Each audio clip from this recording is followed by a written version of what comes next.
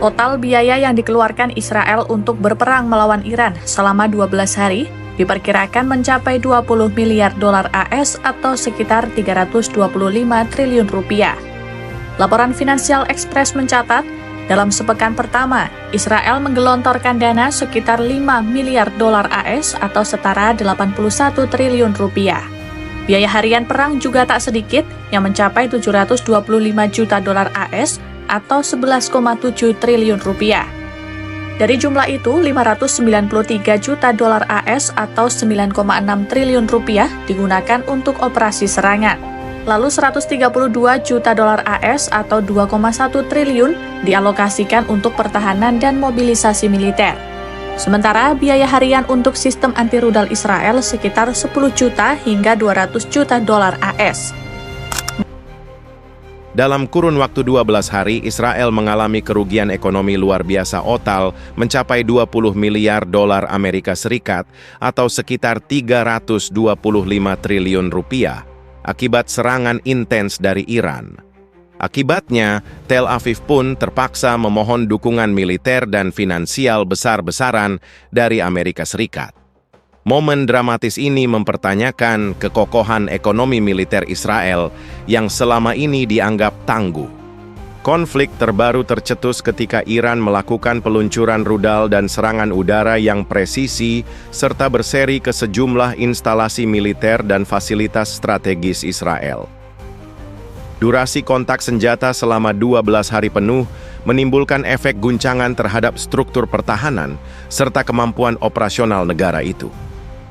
Pada awalnya, Israel berusaha menahan diri dan memanfaatkan sistem pertahanan udaranya, namun skala serangan Iran terbukti mampu menembus pertahanan dan menyebabkan kerusakan signifikan.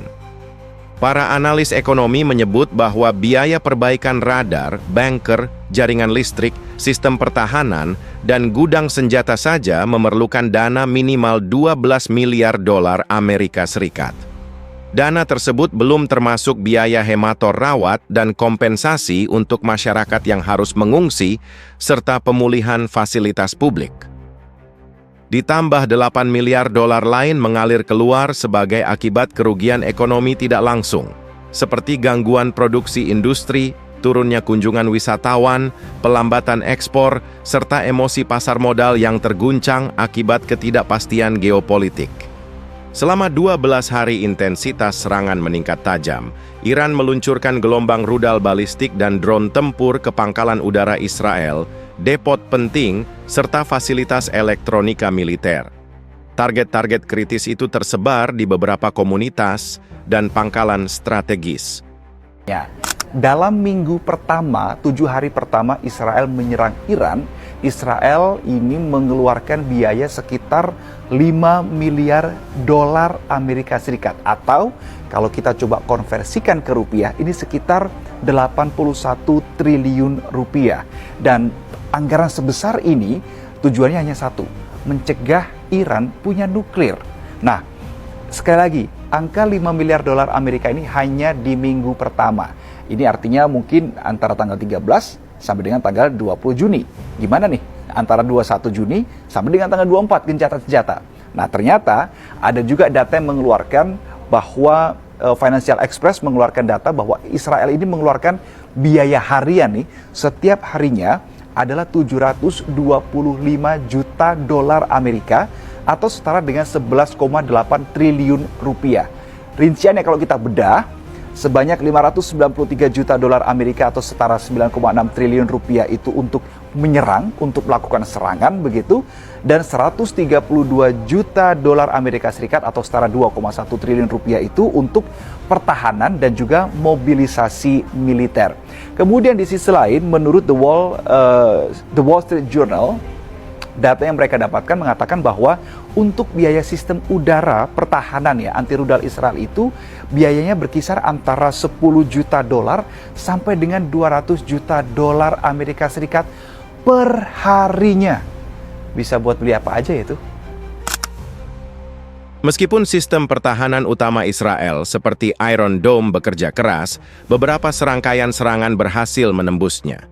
Hal ini memaksa pemerintah Israel mengalokasikan dana besar serta melakukan pembaruan mendesak pada sistem keamanan pertahanan udara. Kerusakan pada gudang senjata, alat berat, dan kendaraan militer juga tidak bisa dianggap ringan. Gangguan ini memaksakan relokasi sementara operasional militer hingga menurunkan kesiapan pasukan untuk waktu tertentu. Lebih parah lagi, fasilitas publik seperti sekolah, rumah sakit, pusat distribusi logistik, dan infrastruktur sipil mengalami gangguan parah. Ini menciptakan tekanan besar dalam anggaran sosial karena pemerintah kini harus menanggung biaya pengungsian dan pemulihan pelayanan dasar. Kerugian moneter yang sangat besar ini menempatkan Israel dalam posisi yang rapuh, sehingga mereka kembali menggantungkan harapan pada Amerika Serikat. Permohonan bantuan militer dan paket pinjaman adalah strategi lama yang dipakai untuk menambal kerentanan ekonomi dan pertahanan. Amerika Serikat dihadapkan pada dilema berat. Di satu sisi, mereka perlu mempertahankan dukungan terhadap sekutu strategis. Namun di sisi lain, tekanan publik dalam negeri yang menentang pembiayaan ulang kepada negara sekutu bisa menggoyahkan dukungan tersebut, apalagi jika krisis berkepanjangan. Secara geopolitik, ini menjadi bukti bahwa tekanan militer yang masif bisa menghasilkan efek ekonomi yang sama dahsyatnya dengan kekuatan senjata. Negara yang dianggap dominan pun bisa terpukul hanya dalam waktu singkat, dan hak anggapan gaya hidup invulnerable harus dikaji ulang. Bursa saham Israel mengalami koreksi tajam, investor asing mulai menarik modal, nilai tukar shekel melemah signifikan terhadap dolar Amerika Serikat.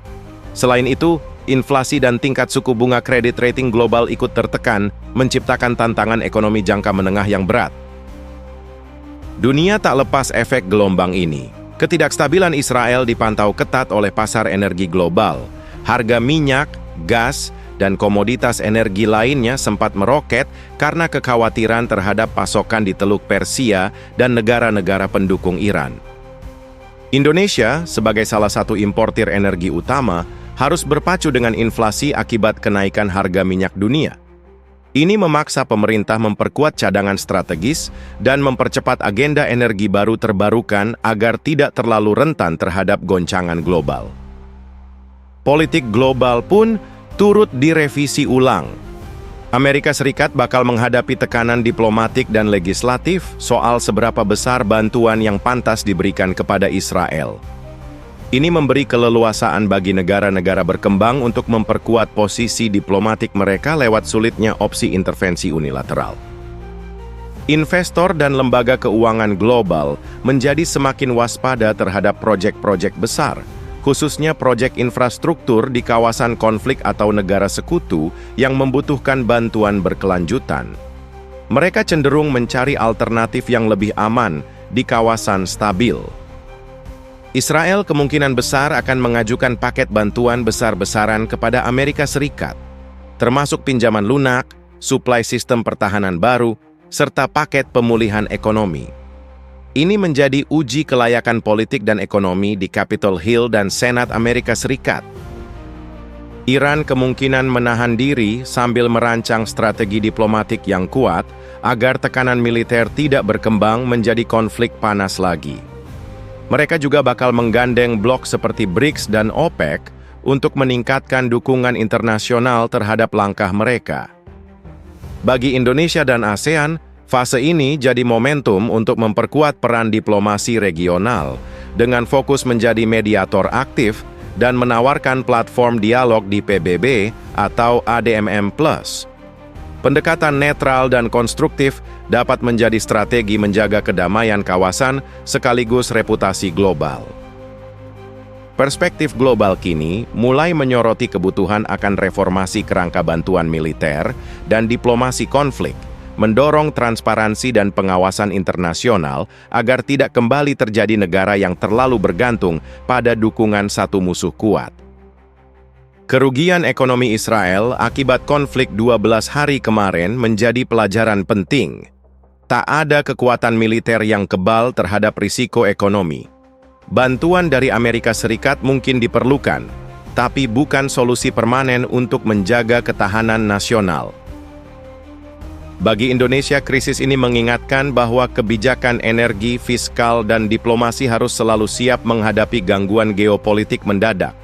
Ketahanan nasional bukan hanya soal senjata, tetapi juga cadangan strategis dan diversifikasi ekonomi.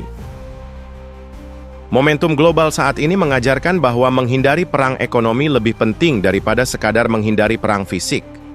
Indonesia bisa menjadi salah satu negara terdepan yang mempromosikan kesepakatan ketahanan dan stabilitas melalui forum internasional. Mari jaga kewaspadaan, dukung diplomasi damai, dan bangun negara mandiri yang tidak bergantung pada bantuan eksternal. Jangan lupa like, share, dan subscribe untuk terus update dengan analisis mendalam seperti ini. Tinggalkan komentar. Menurut kamu, apakah bantuan Amerika Serikat adalah kunci atau jebakan bagi Israel?